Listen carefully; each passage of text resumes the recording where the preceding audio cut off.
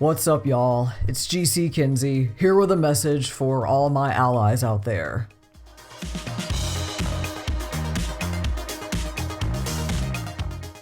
Today is January 20th, 2025, aka Presidential Inauguration Day in the United States where I live. It's also Martin Luther King Jr. Day, and honestly, nothing feels like a bigger failure of everything Dr. King stood for than the president and administration being sworn in. Right after we had our election and found out the results, I made this text post about the kinds of things that allies can do for marginalized communities in light of the situation. And for Inauguration Day, I thought I'd make a video as an expanded version of that post. So let's get into it.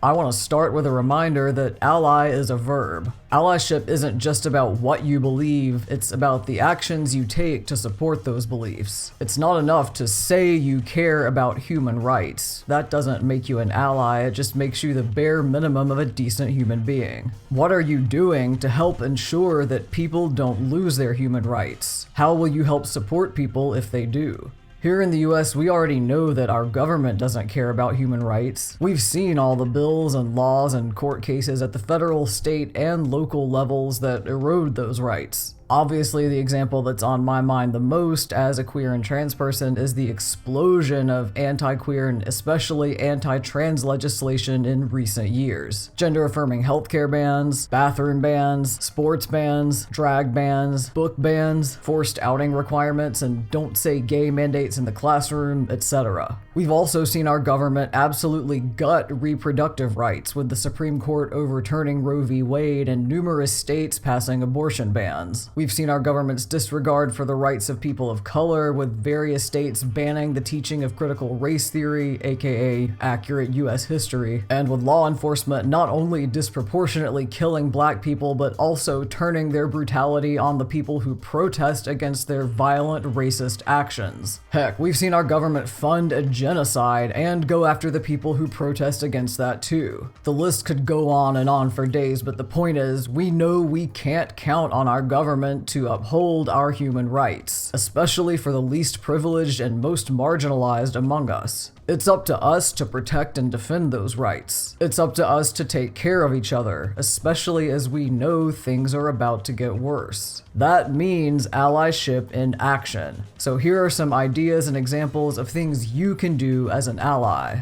If you work in healthcare, one of the biggest ways that you can be an ally to your patients is by putting the Hippocratic Oath first and foremost. Yes, even above the law. If a law violates the Hippocratic Oath by banning certain kinds of treatments that you know your patients need, then that law deserves to be violated in turn. And I'm extremely concerned about the lack of civil disobedience we've seen in healthcare so far, as multiple US states have passed abortion bans, especially in emergency situations where a patient's life is at stake without an abortion. I've read too many news stories about patients dying in parking lots or in their homes after they sought out emergency care and were turned away because their state had an abortion ban. And there is zero excuse for that. No one should ever die a preventable death because their doctor couldn't give them necessary health care under some law. And what scares me about this as a trans person is what I might expect from healthcare providers if some law ever cuts off my access to gender-affirming care. I had hoped that most providers would be like,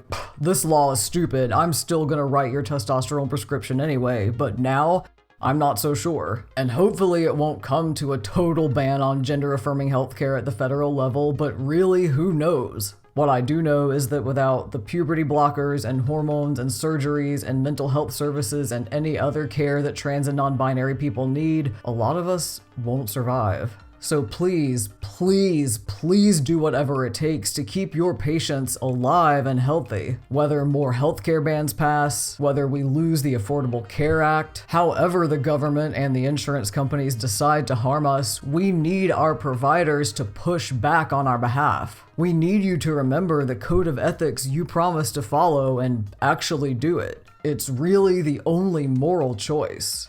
If you work in education, as I'm sure you know, a lot of racist and queerphobic legislation is couched in terms of protecting the children from indoctrination in schools. So if you want to be an ally to your students, that's going to require some civil disobedience too. If a student comes out to you as queer or trans and there's a law in your state that says you have to out that student to their parents, no you don't. Keep your mouth shut. Make sure that student knows, and all your students know, that they can safely be themselves in your classroom even if they can't anywhere else. And if you find out that a student is being bullied, especially for their queer or trans or other marginalized identity, step in to protect them. That goes for whether the bullying is coming from another student or from their family at home, or even from one of your colleagues. If there's a law in your state that says you have to teach inaccurate information, such as a cis or het or whitewashed version of history, please teach your students the true facts anyway. If you can't do that without it posing some threat to your safety, then look for other ways to get them that information. For example, maybe you mention certain books or websites where they can learn more. And if you can interest them in reading banned books, that would be fantastic. Drop those titles in your class. If the recent rollback of the Biden administration's Title IX protections for gender identity, or the recent introduction of a federal anti-trans sports ban in schools, or any other federal legislation that may get introduced or passed makes life worse for your marginalized students, do whatever you can to try to counteract those effects and make their lives at least somewhat better under the circumstances. There's a reason why so many of these laws target education. There's a reason why Republicans want to defund the Department of Education. And it's because they know that knowledge is power. They know that education is what breaks the cycle of bigotry that keeps getting passed down from one generation to the next and keeps them in the ruling class. So as an educator, your allyship is going to be one of the most important kinds we have.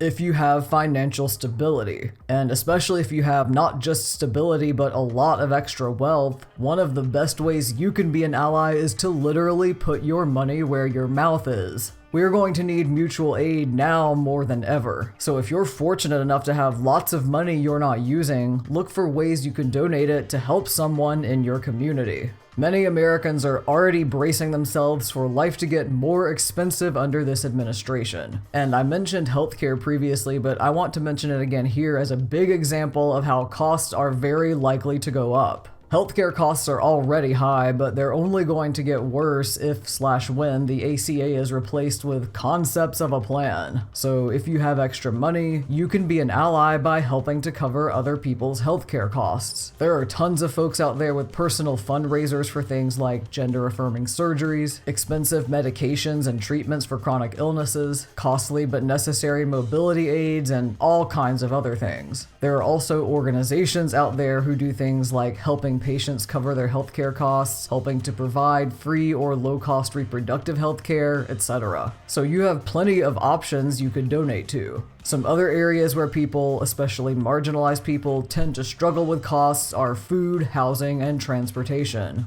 There are also lots of people who need help covering the costs of relocating to escape political violence, such as the people fleeing from Gaza, for example. So those are all other ideas for how your donations could help. One of the most frustrating things about mutual aid and this late-stage capitalistic hellscape is that it's mostly people in marginalized communities taking care of each other when they can already barely afford to take care of themselves, all while the powerful, wealthy elite keep getting richer and richer. So, if you can afford it, and if you want to be an ally, give some money directly to people in your community who really need financial help. If you have some degree of privilege, find ways to use it on behalf of those who have less. Here in the US, it's so often the least privileged among us, like black, queer, and trans women below the poverty line, doing the most work in the fight for liberation for everyone else. Meanwhile, too many of the most privileged among us, like ultra-wealthy white cishet men, keep clinging more and more to power. So if you care about human rights, if you prioritize equal rights for all humans over the power that your privilege affords you, then take on more of that work so that the burden doesn't always fall on marginalized people. And that work starts with having conversations. For example, if you're a man, talk to other men in your life about combating combating misogyny and dismantling the patriarchy. If you're white, talk to your white friends and family members about anti-racism. If you're cishet, talk to your cishet friends and family members about queer and trans liberation. If you're able-bodied, talk to your able-bodied employer about accessibility in the workplace for your disabled colleagues, etc. You get the idea. The sad reality is that bigots tend to listen to those in their own circles before they'll ever listen to the voices of any of the marginalized people they hate. So if you have a bigoted relative or friend or coworker, your privilege might give you the best chance of educating them and helping them break free of their bigotry. And if you try to change a bigot's mind and find that you can't, something that can be equally powerful is depriving them of your time and attention. For example, maybe you decide to show solidarity with your gay cousin by cutting off contact with all of your homophobic relatives. And maybe if they miss you enough, that will get them to confront or even change their homophobic ways. Either way, your cousin knows that you are their ally. Also, one more thing to keep in mind here is that even if you are marginalized in some ways, you can still have privilege in others, and you can still leverage whatever kinds of privilege you do have. For example, if you're white, then you can still talk to other white people about anti-racism, even if you're also a woman, or queer, or trans, or disabled, or neurodivergent, etc. So to be a good ally, it's important to realize that privilege isn't all or nothing, and many of us have at least some that we can use. I want to wrap up with 5 final tips for good allyship. Number 1, be strategic. If the thought of taking action as an ally feels overwhelming, think about the resources you already have available, the connections that you've already made, the avenues where you already have inroads toward making positive change, and start there. That will help you take the most effective actions you can without getting stuck or burning out. Number 2, stay safe. Allyship will always come with some risk, but you can't help people if you're dead, so when you have to take those risks, make sure you're also taking precautions to protect yourself. Number 3, build community. There is both safety and strength in numbers, and you can get a lot more done as an ally if you're not trying to do it alone. So look for other people who care about human rights as much as you do and work together. Number 4, be intersectional. All bigotry is connected, and you can't be a true ally if you only care about some marginalized people while judging or shaming others. The fights against racism, misogyny, queer and transphobia, ableism, etc. are all the same fight for liberation. I've seen too many people claim that they support women's rights when what they really mean is that they support white cis-het women's rights and not all women's rights. I've seen too many people claim they support the queer community except for those weird pronoun folks. I've seen too many people throw sex workers under the bus when fighting for bodily autonomy and free speech. The list goes on, and the hypocrisy is really disappointing. Cutting undesirable people out of your allyship means that you are not really an ally. And if you're marginalized yourself, cutting those undesirable people out of your own community won't get you seen as one of the good ones. We are all in this together, and we all have to stand together in solidarity against bigotry. And number 5, stay hopeful. That may sound like the hardest one. In times like these, hope can feel pointless if not impossible. But it is so important that you keep your hope alive the best you can. The generations who came before us faced even tougher circumstances than we're facing right now, but they didn't give up and they made progress anyway. Progress that we benefit from today. We need to do the same. We owe it to them to do the same for our future generations. No matter how hard it is, we can't give up. The actions we take as allies may feel so small that they're like a drop in the bucket, but they actually do make a huge difference to the people they help. Maybe the $10 you donated to a trans person for their gender-affirming surgery doesn't feel like much to you, but it means everything to them. Maybe the 30 minutes that you spent trying to educate your grandma after she made a racist comment feels like a waste of time to you because you didn't get anywhere,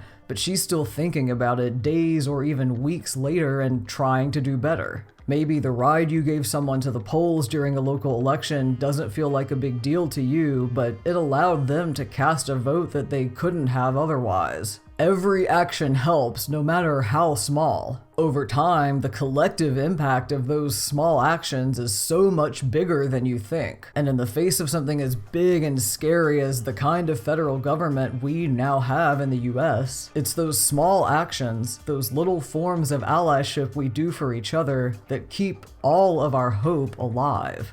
With that, now is where I want to wrap things up and turn the conversation over to you. If you're a member of a marginalized community, what are some tips that you would give to allies about how they can help you? If you've been involved in mutual aid or other forms of allyship, what's some advice that you would give to people looking to get involved too? And as always, what questions do you have about all this? Drop a comment below and let's get a discussion going. You can also reach out to me on other social media. I'm GC Kinsey across all platforms. While you're here, I encourage you to check out the other videos from my channel that I've linked in the cards and the description, which focus on issues that affect trans people specifically in this current political climate. And if you want to watch something more lighthearted to take your mind off today's inauguration, I've got plenty of fun videos like that on the channel as well.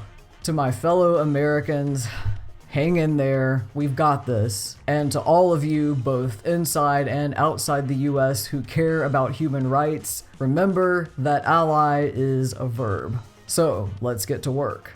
Thank you so much for watching this video. Thank you so much for all of your support. I'm sending you tons of support right back, and I will see you on the next one.